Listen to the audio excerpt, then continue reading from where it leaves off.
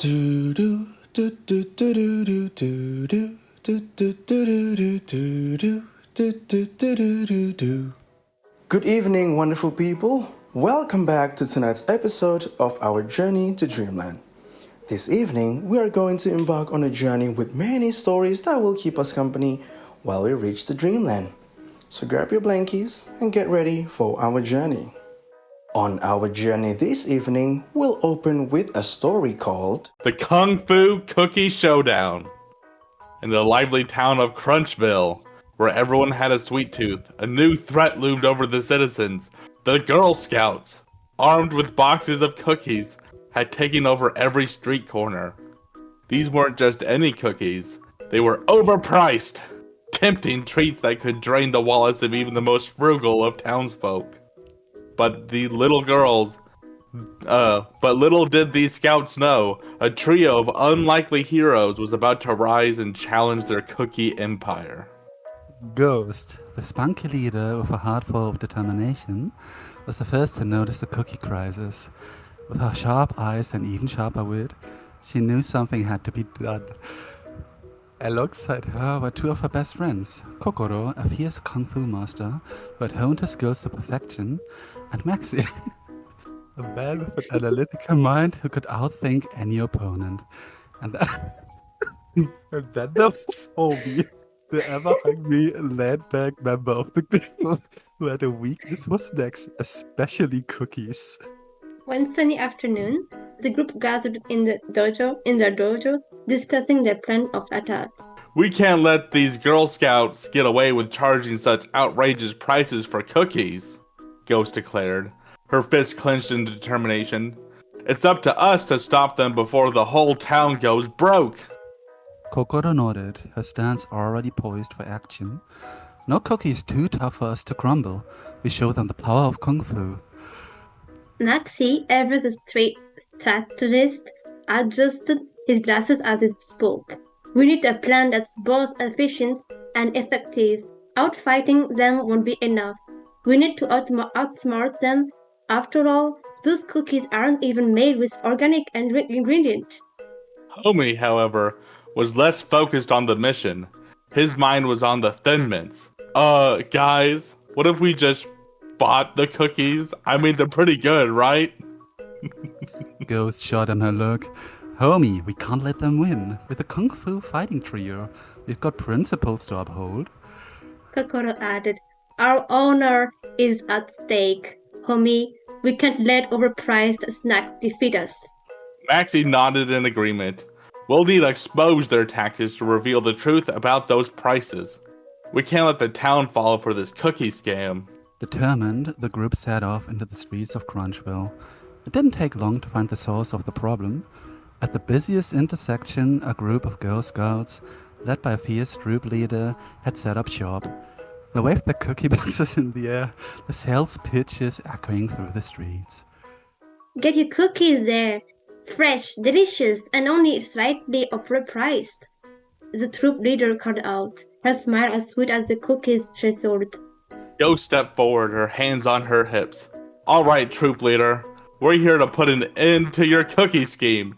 These prices are ridiculous, and we're not going to stand for it. Kokoro assumed a ferocious Kung Fu pose, her eyes fierce and ready, prepared to face the fury of Kung Fu. Maxi, always the thinker, pulled out his calculator. Let's talk on numbers. Based on the cost of ingredients and productions, these cookies should be half the price you're charging. It's simple economics. Omi, however, was still focused on the cookies. But seriously, how much for just one box? I'm asking for a friend. The Girl Scouts weren't intimidated. They surrounded the trio, waving the boxes menacingly. The troop leader smirked, confident in their power. You think you can stop us? Our cookies are irresistible. You're no match for our sales tactics. Ghost didn't back down. We're not afraid of a little sugar rush. Let's show them what we've got. And so, the most epic showdown in Crunchville in history began. Kokoro's lightning-fast kung fu moves sent boxes of cookies flying through the air, leaving trails of crumbs behind. Maxie, with his quick calculations, pointed out every flaw in the Girl Scouts' pricing strategy, leaving them confused and demoralized. And Ghost, with her spunky attitude, an unyielding spirit, led the charge, standing strong against the cookie chaos. Homie, meanwhile, couldn't resist his temptation. He grabbed a box of thin mints and began munching, mumbling to himself. Just one box, just one. The troop leader, realizing they were outmatched, sighed in defeat. Fine, we'll lower the prices. You win, Kung Fu fighters, but you never truly defeat the power of the cookie. Ghost grinned triumphantly. That's what I thought. Now pack up and move out. The Girl Scouts, defeated but still clutching the cookies, retreated, and the town was safe once again. The citizens of Crunchville cheered for their heroes, grateful for their bravery and determination. As the trio walked off into the sunset, Ghost patted Homie on the back. We did it, team. Another victory for the Kung Fu fighting trio. Ogro nodded with satisfaction. Honor and justice have prevailed. Maxie put his calculator with a smile. And we saved the economy, one cookie at a time. Homie, still happily munching on his thin mints, shrugged. Well, I think we all won here. These cookies are still pretty awesome. The trio laughed, their spirits high as they headed home. And as they disappeared from sight, Homie's voice echoed one last time through the streets of Crunchville. So, where's the nearest ice cream stand at?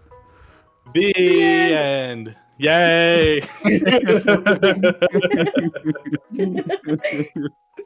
The next story we're going to listen to is called Battle Against Yayo, the Evil Pig Witch.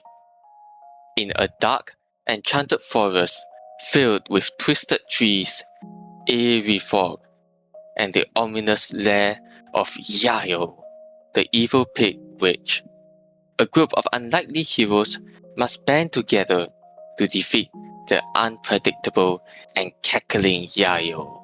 We start with the group of heroes cautiously making their way through the dark, twisted forest. The trees loom overhead, and the fog swirls around their feet. We must stay focused. Yayo's power comes from the darkness of this forest, but we have the wisdom and strength to overcome it. Hardy har har. That pig witch doesn't stand a chance. We'll roast her bacon. But what if she's really loud? What if her crackles echo through the forest? I don't like this. It's too scary. Meep, meep. Splash, splash. I bet she's just a big old piggy. Maybe she'll roll in the mud instead of cackling. We need to approach this logically. Yayo's power is in her unpredictability. We must anticipate her move and not mark her. Don't worry, Meep. We'll protect each other. We're stronger together. Yeah, man, we just gotta keep it cool. No need to stress. We'll figure it out. The group arrives at the entrance to Yayo's lair, a dark, foreboding cave with eerie green light emanating from within. The sounds of cackling and oinking echoes from inside.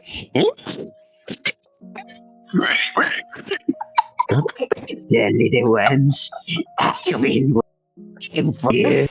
Hardy har har. She sounds like she's having too much fun in there. Her voice is so loud. I don't like it. Meep, can we just go home? Meep. We've come this far. We must face Yayo and put an end to her evil. Oink, oink, oink. Maybe she just wants to play. Splash. Stay alert. This is where she's most powerful. We must work together and use our strengths wisely. We can do this. We just have to believe in ourselves and each other. Let's just roll with it. Whatever she throws at us, we'll handle it. The group enters the cave where Yayo awaits them, standing in the center of a swirling vortex of dark magic. She's a grotesque figure, half pig, half witch, with a wild, cackling laugh and unpredictable movements. You can defeat me. Yayo, give her his back. Singular. Hardy har har. We're not afraid of you, Yayo. We got the power of teamwork on our side. Yeah, you can scare us with your loud noise. We're here to stop you. Meep, please don't hurt us. Meep. Your reign of terror ends today, Yayo. We've come to put an end to your evil ways. Oink oink. I can be a piggy too. Splash, splash. Her magic is chaotic, but if we disrupt her concentration, we can weaken her. Yayo, you don't have to be evil. There's good in everyone, even in you. Yeah, man, just let it go. We don't want any trouble, but we're not backing down either.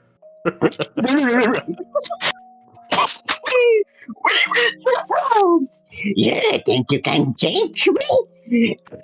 You all into pigs. Yayo unleashes her dark magic, sending bolts of energy towards the group. They dodge and counter with their own abilities. Hardy har har. You're gonna have to try harder than that, Yayo. Take this, a taste of your own medicine. Meep, too scary. Everyone, focus on her points. We can outsmart her. Splash, splash. You can't catch me, Yayo. Concentrate your attacks on her staff. It's the source of our power. We can do this. Don't give up. Just keep it cool, guys. We've got this. The group works together, using their unique strengths to outmaneuver Yayo. Eventually, they manage to knock the staff from her hands, and her power starts to fade.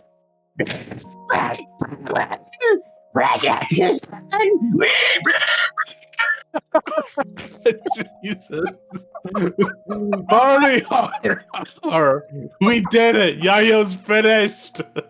We're louder than you, Yayo. Meep, did we win? It's over. Yayo's reign of terror has ended. Splash, splash. We beat the pig witch. Without her staff, she's powerless. We've neutralized the threat. Yayo, it's not too late to change. You don't have to be evil. Yeah, man. Just chill out, and everything will be cool. Yayo, moved by their kindness, agrees to change her ways. The group leaves the forest victorious, having not only defeated an evil witch, but also gained a new ally. The group stands over the defeated Yayo, who is now a sad, powerless figure. They decide what to do with her. I was trying to be powerful, but I didn't. Hardy har har. See, Yayo, we could have been friends instead of enemies.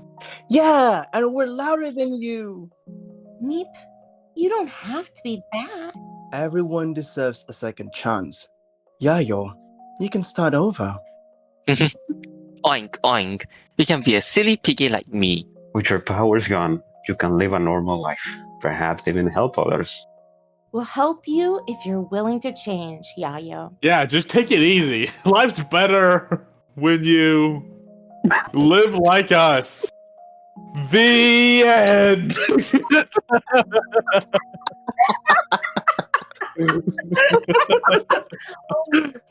I'm getting the problem. It's not I didn't check if it ended normally. It just ended like that.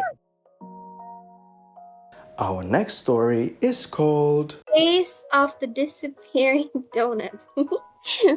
In the heart of Whimsyville, where laughter filled the air and every day promised a new adventure, there lived three inseparable friends. Girl with the curiosity that knew no bounds, Noe, the kind-hearted and always smiling gentleman, and Wisteria, the intelligent and kind and charming and amazing woman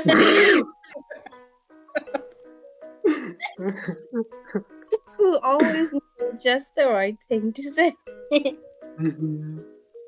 One bright morning, the trio decided to meet at their favorite spot, the Whimsyville Donut Emporium. This wasn't just any donut shop, it was the most magical place in town, where donuts were known to have sprinkles that danced. frosting that changed colors, and fillings that made you giggle. As Ghost, Nua, and Wisteria walked in, they were greeted by the sweet scent of freshly baked donuts. The Yum shop yum. was bustling with customers, but something was off. Ooh, there wasn't a single donut in sight. Homie ate it. Homie rated it. And then he ate it. Where are all the donuts? Ghosty wondered aloud, her brow frowning in confusion. Newell looked around, puzzled. This is strange. What the buck? Mr. Donut, the owner, never runs out of donuts. Wisteria, ever observant and sharp, noticed something strange and pointed dramatically at the empty display case. There's definitely something fishy going on here, she said with a thoughtful expression. Just then, Mr. Donut emerged from the back, looking frazzled. Whoa! Thank goodness you're here! All of my donuts have disappeared. One moment they were here, and the next, poof, they were gone. Ghost's eyes lit up with excitement. A mystery? We're on the case. Nue nodded in agreement. We'll find those donuts, Mr. Donut. Don't you worry. Wisteria gave a confident smile. We've got this. Thumbs up. The trio began their investigation by searching the shop for clues. Ghost, ever observant, noticing the trail of colorful sprinkles leading out the door. Look! The sprinkles are trying to tell us something! She exclaimed. They followed the sprinkled trail through the streets of Whimsyville, passing by the Wobblewood Diner, wherein Wisteria took a moment to do a little twirl, making everyone laugh. Just keeping things light, she said with a grin. As they continued the trail, they eventually found themselves at Whimsyville Park. The sprinkles led straight to the park's fountain, where something strange was happening. A bunch of donuts were floating in the water, spinning and twirling like they were doing a synchronized swimming routine. Ghost gasped. There they are! How did they get here? Nue scratched his head, puzzled. Maybe someone wanted to give them a bath? Wisteria, who had been silently watching the donuts dance in the fountain, suddenly burst out with a laugh. Oh, now I can't laugh. I think our culprit is nearby, she said, pointing to a nearby tree. There, perched on a branch, was a mischievous squirrel called Homie, with a donut stuck on each paw. The squirrel seemed to be enjoying itself, giggling as it watched the donuts in the fountain. Ghost laughed. Of course, it was a prankster squirrel all along. Nue chuckled, shaking his head. I should have known. Squirrels in Whimsyville are always up to something silly. Silly. Wisteria, not missing a beat, mimicked the squirrels giggling perfectly. Which made everyone laugh even more. Wait, it's me. With a little coaxing and a few nutty bribes, the squirrel agreed to help return the donuts to the shop. Together, the trio and their new squirrel friend gathered the floating donuts and brought them back to Mr. Donut. When they returned, Mr. Donut was overjoyed. Thank you so much! I don't know what I would have done without you. Ghost grinned. It was nothing, just another day on Whimsyville. Nue swarmed warmly. We're just glad we could help. Wisteria, ever the graceful one, gave a grand bow and declared with a grin, Case closed. As a reward, Mr. Donut gave each of them a special donut. The Ghost's was filled with popping candy that crackled with every bite. Nue's had a frosting that changed colors with each lick. And Wisteria's, hers came with a sprinkle of wisdom in every bite, which made everyone feel just a little bit smarter. Aww. And so, With full bellies and even fuller hearts. The trio sat on a park bench, enjoying their donuts and laughing about their latest adventure. In Whimsyville, you never knew what kind of you never know what kind of silly fun was waiting around the corner. But with friends like Ghost, Noe, and Wisteria, you could always count on it being a day filled with laughter. Thus ending The the story tiny of the story case of of the the case of the disappearing disappearing donut. donuts. The end. Yay. And We'll continue this journey with a story called The cheesy Halloween costume caper. Halloween had arrived in the little village, and Ghost, Wisteria, and Homie were excited to celebrate. This year, they decided to make their costumes as silly as possible. Silly Billy. Ghost, the leader of the group, decided to dress up as a giant pumpkin. She wore an enormous orange suit that made her look like she was rolling around rather than walking. Wisteria, who loved a good laugh, chose to dress as a giant chicken, complete with fluffy feathers and a beak that made her cluck with every step. Homie, ever the clever one, decided to go as a giant piece of cheese. His costume covered in yellow squares with holes cut out to look like Swiss cheese. The trio giggled as they admired each other's costumes. We look ridiculous, Wisteria clucked, flapping her wings. Exactly the point, Ghost said, waddling around in her pumpkin suit. Let's go show everyone. As they made their way through the village, they were the talk of the town.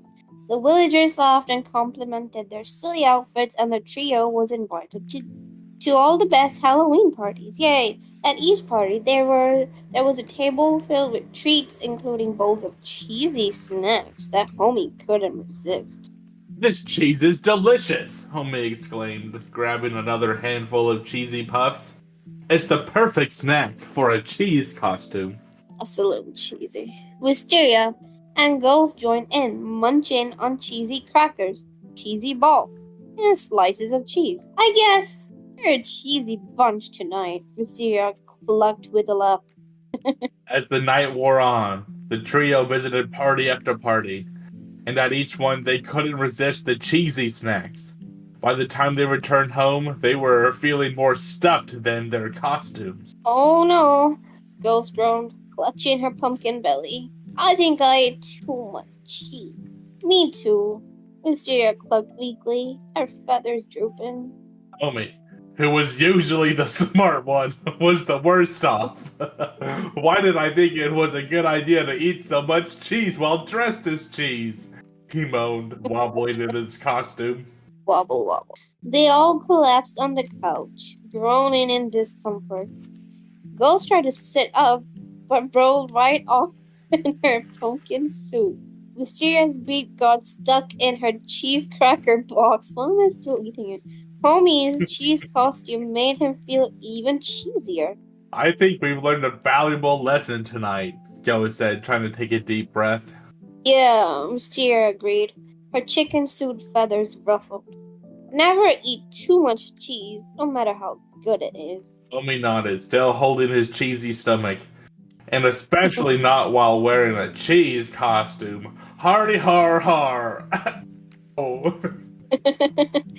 Despite their discomfort and a few farts, they couldn't help but laugh at the silliness of the night. They might have overindulged, but they had made memories they would never forget. From that Halloween on, Ghost, Wisteria, and Homie always reminded each other of the great cheesy Halloween and the lesson they learned. Moderation is key, especially when it comes to cheese. The end. Cheese. that story we're going to read next is called The Dawn of Song. Wisteria, the Singing Cavewoman. Long, long ago, in a time when dinosaurs roamed the earth and fire was the latest invention, the hot topic, there lived two cavemen, Ghost and Homie. Ghost was a sneaky, clever cavewoman with a knack for outsmarting even the biggest predators. She was quick on her feet, always thinking one step ahead. Homie, on the other hand, was a belly-bouncing grunter with a laugh so loud it could shake the trees. He wasn't the brightest, but he made up for it with his enormous strength and jolly nature. One day, as they were out hunting for mammoth burgers, Ghost and Homie stumbled upon something truly unusual. Deep in the forest, where the trees were thick and the air was filled with distant roars of creatures unknown, they heard a sound unlike anything they'd ever heard before. Ghost! You hear that? Homie grunted, scratching his shaggy head. His belly jiggled with every step as he followed the strange noise. Ghost, her eyes narrowed in curiosity, nodded. Me here? Sound like big screech. But what make it? They crept closer, moving through the underbrush until they came upon a small clearing. There, sitting on a rock and shaking her fist at the sky, was Wisteria the Cavewoman. She was unlike any cavewoman they'd seen before. Her hair was wild, her eyes were fierce, and from her mouth came a series of screeches, grunts, and growls that made the earth tremble. Wisteria! Homie bellowed, his voice booming as he recognized her. What you doing out here? Wisteria stopped her screeching, just long enough to glare at them. Me angry! Big lizard take my man's meat. Me try scare it away. Ghost, always the thinker, tilted her head. But why you screech so much? Wisteria threw her arms in the air dramatically. Me no. Screech make me feel strong. And with that, she let out another long, exaggerated screech that echoed through the forest. Homie scratched his belly, looking thoroughly puzzled. You screech a lot. Maybe too much.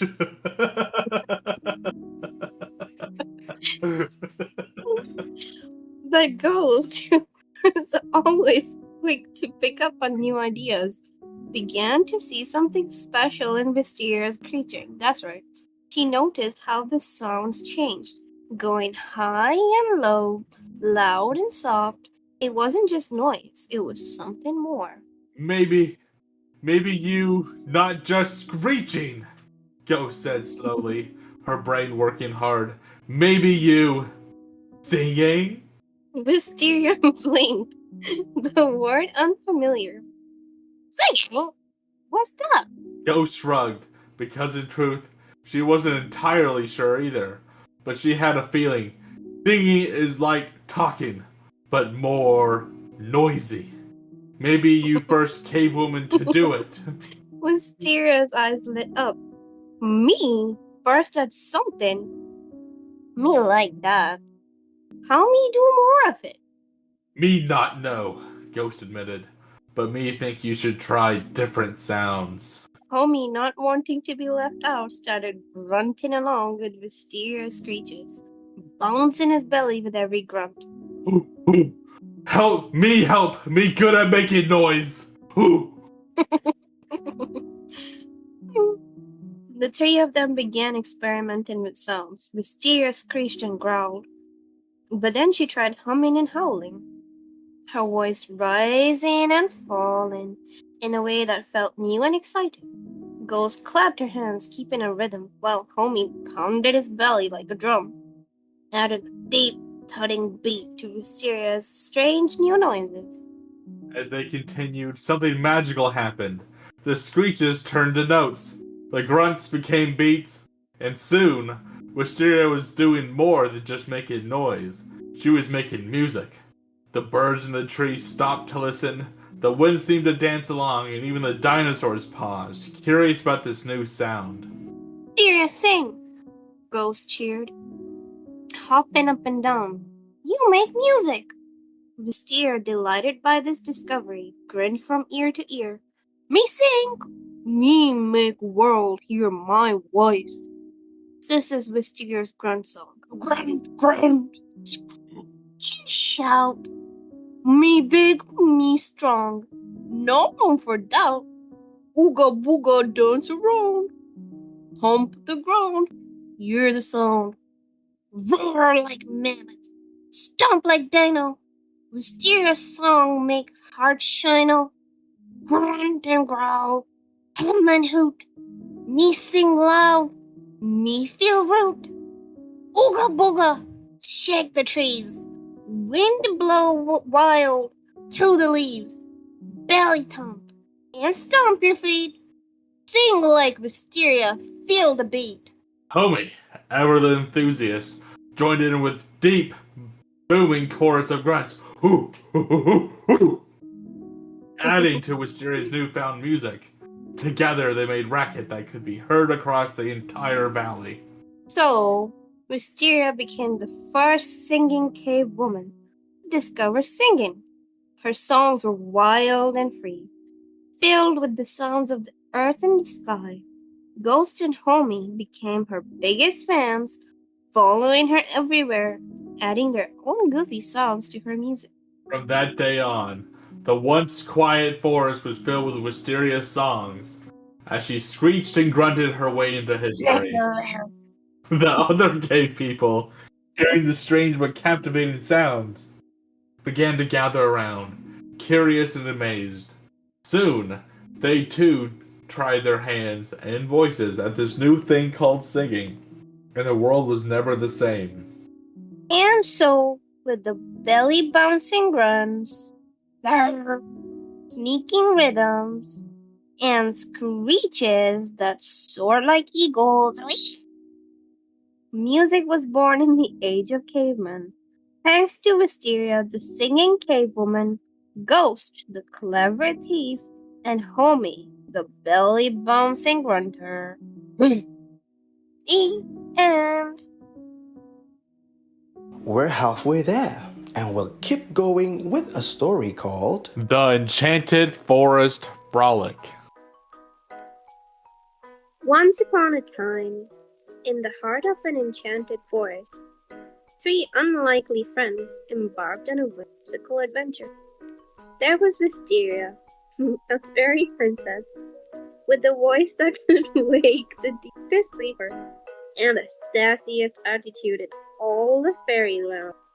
Then there was Ghost, tiny wizard frog, Ribbit, whose starry hat was almost as big as she was, always ready to cast a spell or two. And lastly, Homie, a stone troll with a jolly belly that wobbled when he laughed, which was pretty much all the time. The Enchanted Forest was a place of wonder where the trees could change colors with a blink, and the rivers sang lullabies to the creatures who drank from them. As our trio of friends ventured deeper into the forest, they found themselves surrounded by a chorus of chirping birds, chatting squirrels, and even a rabbit who could juggle acorns. Where do you think this forest is leading us? Wisteria asked, flitting about excitedly, her wings leaving a trail of sparkling dust behind. Ghost, perched on Homie's broad shoulder, adjusted her starry hat and peered into the distance. Wherever it is, I hope it has a nice pond. I've been waiting to try out my new water dancing spell. Homie chuckled, his belly bouncing with every step. As long as there's a snack at the end, I'm in. Suddenly, the trees around them began to shift. Their trunks twisted and turned, forming a spiral path that wound deeper into the forest.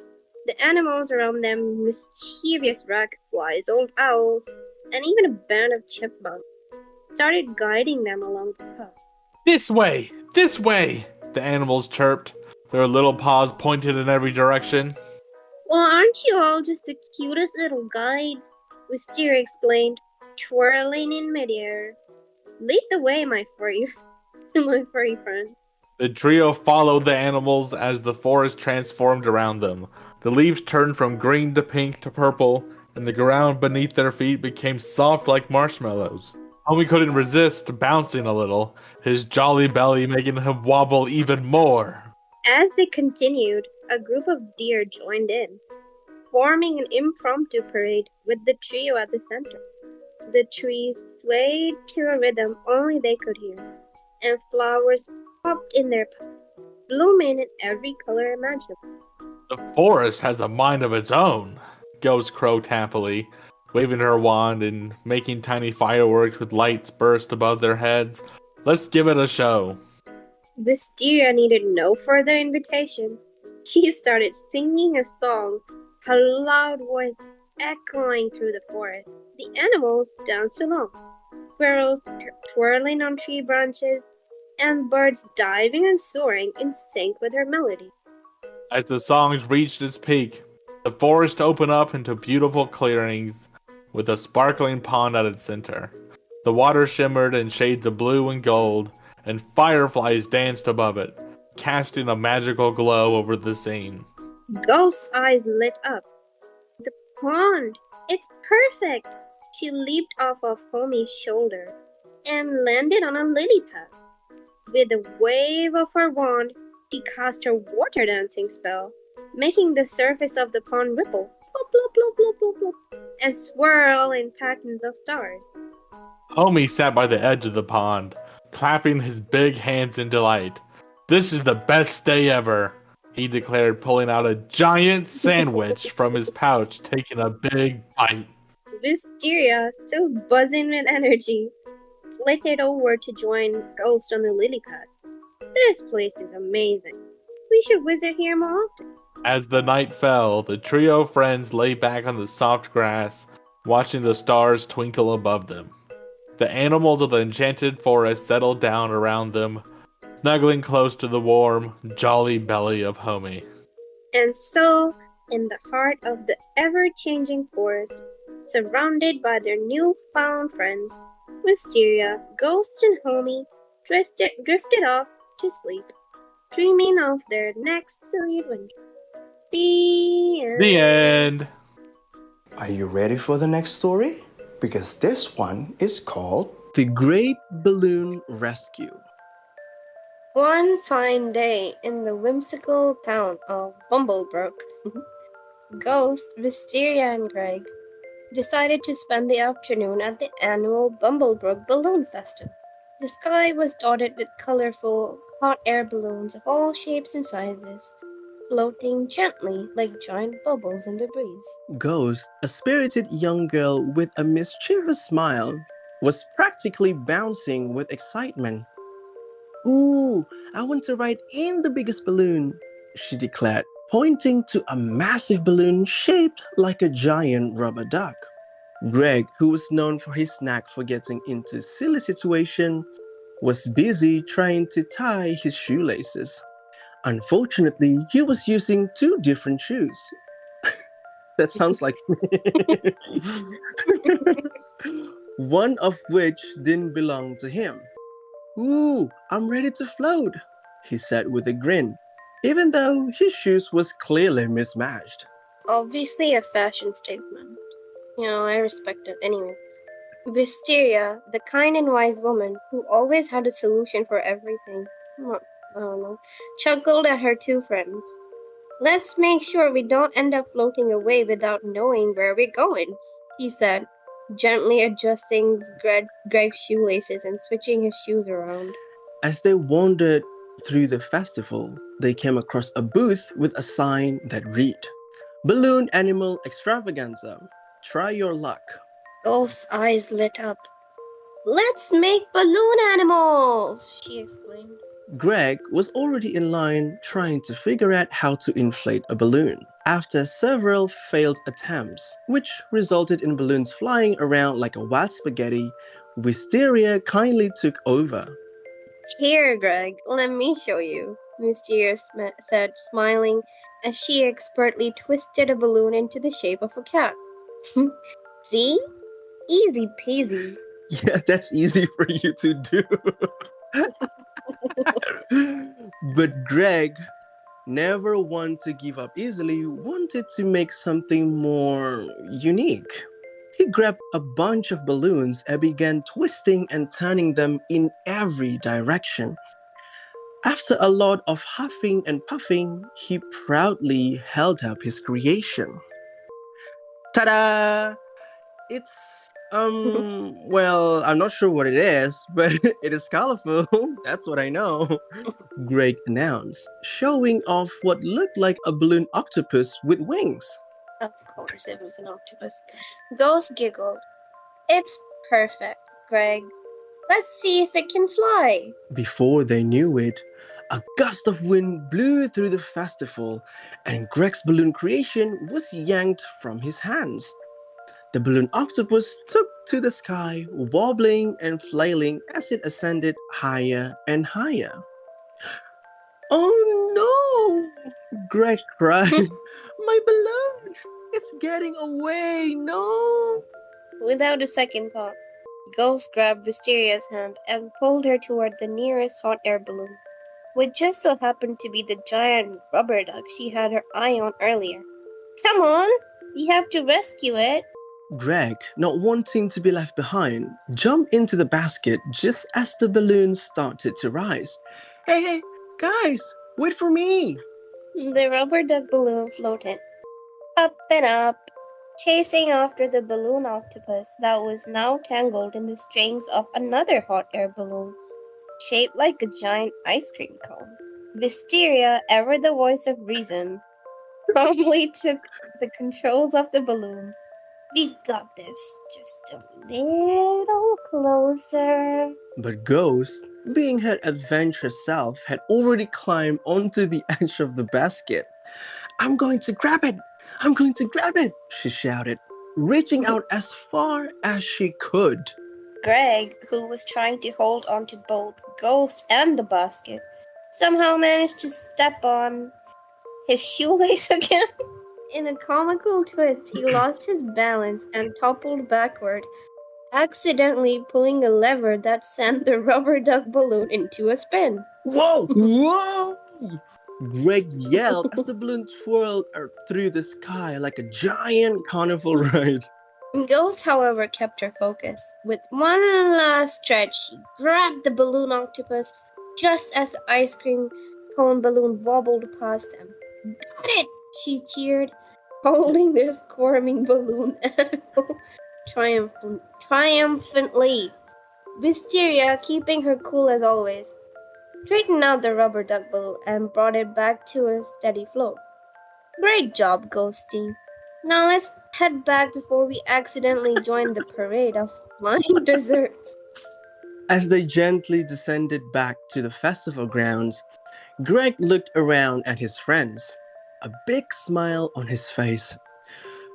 Whew, that was the best balloon rescue ever. Who knew octopuses could be so slippery? Wisteria laughed and shook her head. Only you, Greg. Only you can thank them. When they finally landed, the townspeople cheered for the brave trio. Ghost beamed with pride. Greg took a bow, and of course, he almost tripped again. And Wisteria simply smiled, happy to have kept everyone safe and sound. As they walked away from the festival, Greg turned to Ghost and Wisteria. So, what's next? Maybe we can rescue a flying pizza next time? Ghost giggled. Only if it's pepperoni. Wisteria just laughed and put her arms around her silly, wonderful friends. With you two, every day is an adventure. And with that, they strolled off into the sunset, ready for whatever fun and funny adventures awaited them next. The end. Wobble wobble. The story we're going to hear next is called The Humbling of Homie the Humble. In the heart of a lush forest, where two Pokemon trainers, Meep and Ghost, were on a mission. The sun was shining brightly through the canopy, casting playful shadows on the ground as they trekked deeper into the woods. Meep, do you think we'll find the rare Pokemon here? Ghost asked, her eyes gleaming with excitement. Meep! If we do, we have to make sure it's safe, Meep replied, their voice full of concern for any Pokemon they might encounter. We don't want anyone to harm it. As they continued their journey, they noticed something unusual up ahead. A large man with a goofy grin and an even goofier outfit was standing in their path. He had a big belly and was munching on his sandwich, his mouth full as he spoke. Hey there, kiddos. The name's Homie. Homie the Humble. And you're about to face the greatest Team Rocket member of all time. He puffed out his chest, clearly pleased with himself. Ghost raised an eyebrow, unimpressed. Homie the Humble? That doesn't sound very humble to me. Meep. Maybe they need a lesson in humility. Meep added, their voice sweet but firm. Homie laughed, a loud, hearty sound. Oh, you think you can humble me? Ho, ho, ho, ho, ho, ho. Hardy har har. Let's see what you've got. Go, Raticate! He tossed the Pokeball into the air, and out came a large, menacing Raticate, bearing its sharp teeth. Ghost stepped forward, her eyes narrowing in determination. All right, Meep, let's show 'em what we got. Go, Pikachu! Meep nodded, their expression serious as they called out, Meep, let's do this! Go, Bulbasaur! The battle began with Pikachu darting around Raticate, using its speed to its advantage. Bulbasaur followed suit, launching a powerful Vine Whip that sent Raticate reeling. Homie's confidence began to waver as he saw his Raticate struggling. Come on, Raticate! Hardy har har! Show them who's boss! Homie shouted, but his voice lacked the usual bravado. Ghost smirked. Looks like your Raticate isn't as tough as you thought, Homie the Humble. Meep, maybe you should be a little less full of yourself and more caring towards your Pokemon, Meep added, their tone gentle but with a hint of rebuke. Homie scratched his head. A sheepish grin began to spreading across his face. Maybe you're right. I've been too focused on being the best that I forgot to take care of my Pokemon. As the battle continued, it became clear that Homie's Raticate was no match for Meep and Ghost's teamwork. With a final thunderbolt from Pikachu, Raticate was defeated. Homie sighed, returning his Pokemon to its ball. You win, kids. I guess I've got a lot to learn about being truly humble. Meep, it's never too late to change, Homie, Meep said with a kind smile. Ghost nodded in agreement. Yeah, maybe next time you can be more of a friend than a rival. Homie chuckled, rubbing his belly. Ha ha ha ha, hardy har har. You know, I think I'd like that. Maybe we can grab a bite to eat together sometime. My treat. The trio laughed, the tension easing as they walked off into the forest. The sounds of their laughter echoing through the trees. The end. The end. Sleepy, sleepy bedtime, Ghosty. Finally, we will close our journey this evening with a story called The Peculiar Quest to Tame a Dragon. In a world where mountains touched the clouds and forests whispered secrets, there lived a trio of adventurers like no other. Leading them was Ghost, an old healer with a heart as warm as the sun, and a nature so caring that even the fiercest beast would lay down at her feet. And by her side was Wildfire, a young knight with a sharp sword and an even sharper desire for glory. And completing their group was Homie, a rather naughty but humble ogre whose mischievous grin could either win over a crowd or cause a ruckus, depending on the day. Their quest was one spoken of in hushed tones, to defeat a dragon. But this was no ordinary dragon. This one was as peculiar as their mission. Instead of fire, it breathed bubbles. Instead of scales, it had a coat of feathers that shimmered in the sunlight. And its favorite pastime? Tying the town folks' laundry into knots. Our task, Ghost explained as they walked along the cobblestone path, is not to slay this dragon, but to tame it. Turn its mischief into something good. Why not just fight it and be done with it? Wildfire asked, gripping the hilt of her sword. She had dreamed of defeating a dragon, earning her place in the annals of history as a true hero. Because, Ghost replied with a gentle smile, not all battles are won with swords. Sometimes the most peculiar problems require the most peculiar solutions. Homie, who was busy balancing a rock on his nose, chimed in. So how do we tame a dragon that ties laundry into knots? Do we tie its feathers into bows? Oh, not quite, homie. But we'll need to use our wits, not our weapons. As they approached the dragon's lair, a massive cave adorned with colorful flags that the dragon had borrowed from a nearby village. Wildfire could hardly contain her excitement. She imagined herself charging in, sword raised high and emerging victorious. But Ghost had other plans. Wildfire, my brave knight, Ghost said, placing a hand on her shoulder. I need you to be patient. This is not a battle of strength, but of heart. Wildfire nodded, though she was still eager to prove herself. They entered the cave cautiously. Inside, the dragon was fast asleep, nestled in a bed of stolen quilts and tangled laundry. It was a peculiar sight indeed. Homie, who had a penchant for causing trouble, whispered, I could tickle its nose and see what happens. That might not end well, Ghost whispered back, though she couldn't help but smile at the idea. Instead, she approached the dragon slowly, her hands glowing with a soft, calming light. The dragon stirred, and its feathers ruffling as it opened one curious eye. Hello there, Ghost said in a soothing voice. We've come not to fight, but to help. The dragon blinked, clearly puzzled. It was used to knights charging in with swords drawn, not old healers offering kindness. We know you've been causing trouble, Ghost continued, but we also know you're lonely. All those nights you tie, all those bubbles you blow, they're just your way of asking for attention, aren't they? The dragon's other eye opened, and it let out a soft, almost bashful puff of bubbles. Wildfire watched in awe as Ghost reached out and gently stroked the dragon's feathery snout. You don't need to cause trouble to be noticed, she said. You're special just the way you are. We can help you find a better way to use your gifts. The dragon tilted its head as if considering her words. Then it let out a long, contented sigh, and the air was filled with bubbles that sparkled like stars. Homie, who had been watching quietly, suddenly had the idea, hey, what if we teach the dragon how to use those bubbles to entertain the village instead of causing mischief? Like a performance, it could blow bubbles into shapes and everyone would come to see. Ghost beamed. That's a wonderful idea, homie.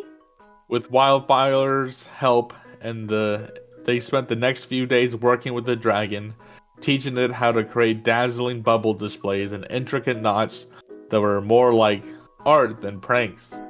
The dragon took to it quickly, and soon the villagers were flocking to the cave not in fear, but in excitement, eager to see the dragon's latest creations. Wildfire, who had started out wanting to slay a dragon, found herself realizing that sometimes the greatest glory comes from doing good. Homie, who had once been known for causing trouble, was now known as the ogre who helped tame a dragon. And Ghost, with her endless compassion and wisdom, had shown them all that kindness and creativity could turn even the most peculiar problems into something beautiful. And so, their peculiar quest was a success. The dragon, no longer lonely or misunderstood, became a star of the village, delighting everyone with its bubble-filled performance. And the trio of adventurers, having completed their mission, set off to search of their next great adventure. The end. And with that story, we reach the end of our journey to Dreamland. So close your eyes and rest. Dream of the things you love the best. Tomorrow is another quest.